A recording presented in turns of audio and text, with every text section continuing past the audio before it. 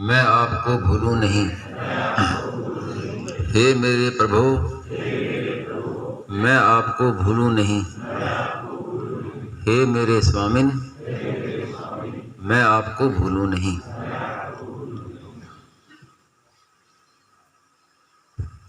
अभी आपने जो स्वामी जी महाराज का सुना प्रवचन, एक बात इसमें बहुत विचित्र लगी कि आरंभ किया महाराज जी ने कि इस इतना बड़ा ब्रह्मांड है लेकिन अपना कुछ नहीं है। इस इतने बड़े ब्रह्मांड में भी तिल जितनी वस्तु भी अपनी नहीं है। और फिर कहा कि सब कुछ वासुदेव ही है। तो महाराज जी कभी तो कह रहे हैं कि सब कुछ भगवान है, उनके सिवाय कुछ नहीं है, और फिर कहते हैं कि मेरा कुछ नहीं है, मेरे तो केवल भगवान है। दोनों बातें एक के बाद एक बात आई हैं।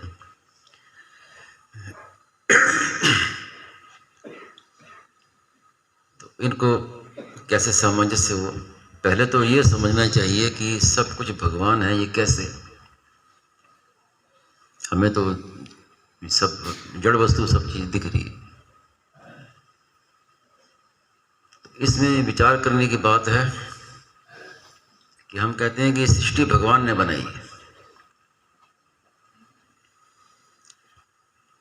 पृथ्वी जल तेज वायु अग्नि आकाश, ये सब भगवान के बनाए हुए। और ये बात सभी धर्मों में मिलती है। मैंने कई धर्मों के सब ग्रंथ पढ़े हैं, तो सब में ये बात एक मत है कि सब सृष्टि की रचना भगवान ने की।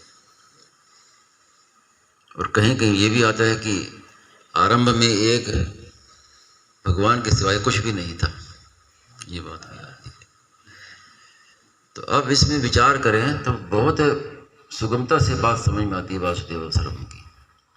कि जैसे ये आश्रम बनाया, ये हम कोई मकान बनाते हैं तो उसके लिए सामान मंगाते हैं, उसके लिए मिट्टी, पत्थर, सीमेंट, चूना, ये सब मंगाते हैं, तब मकान का निर्माण होता है। तो भगवान ने जब सृष्टि बनाई तो ये सब मसाला कहाँ से मंगाया?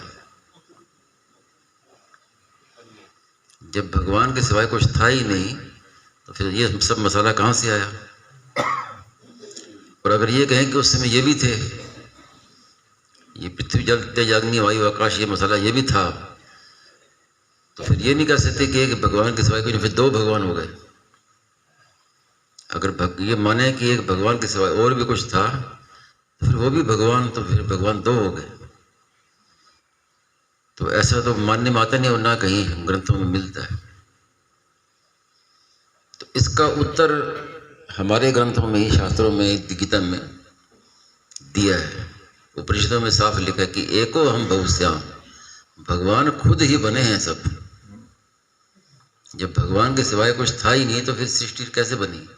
तो खुद ही आप अकेले बन गए सब कुछ, नाम धरा संसार। तो ये बड़ा अकाट्य प्रमाण है।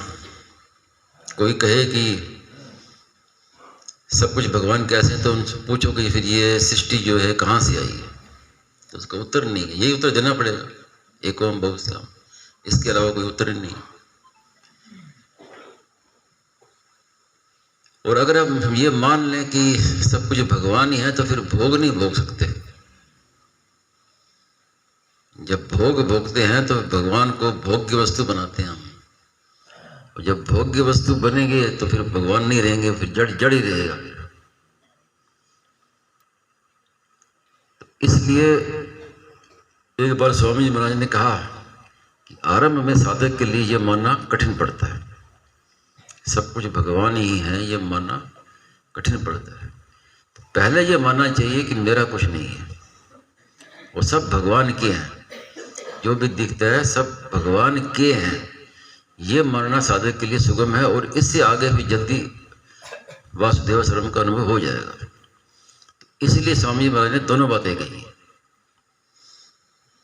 कि इतने बड़े ब्रह्मांड में अपनी कोई चीज कोई भी नहीं है, सब मिला है और बिछुड़ जाएगा।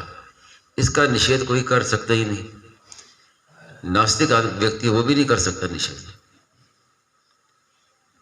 नहीं तो इतिहास क्यों पढ़ते हैं? बिछुड़ गया जो वही तो इतिहास हो गया। अभी वर्तमान में ये भी तो इतिहास बन जाएगा। कई लोग, विद्वान लोग लिख रहे हैं इस समय की, इस समय संसद का इतिहास, कि इस समय कब किस दिन क्या काम हुआ, किस दिन क्या बात हुई, क्योंकि पता है कि ये सब नहीं रहेगा, बाद में लोग पढ़ेंगे तो होगा।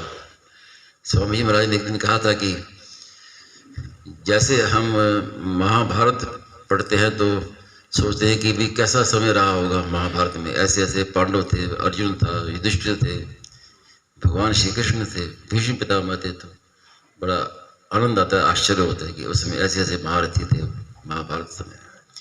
ऐसे भविष्य में लोग गीता प्रेस को याद करेंगे कि ऐसे गीता प्रेस थी और उसमें ऐसे सेठ जी थे, भाई जी थे, ऐसे स्वामी जी थे, ऐसे आगे लोग याद करेंगे। तो ये बात तो सबके मानने में आती है कि जो मिला है वो बिछुड़ जाएगा।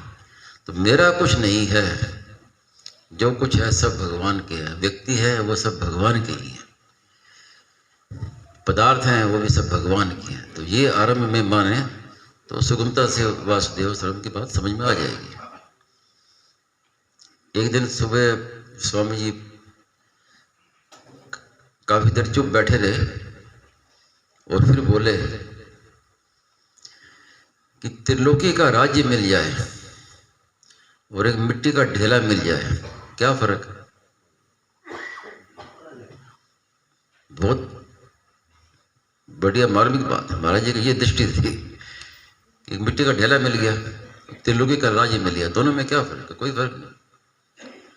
मिला है और बिछुड़ जाएगा, चाहे कैसी हो, अच्छा से अच्छा, बुरा से बुरा, छोटी से छोटी वस्तु, बड़ी से बड़ी वस्तु, सब बिछुड़ने वाली है। तो इसलिए सबसे पहले ये मान लें कि सब भगवान के हैं और मैं भी भगवान का हूं, भगवान मेरे हैं। तो परिणाम में वासुदेव सर्वम तक ही पहुंचेंगे, वही आएगा।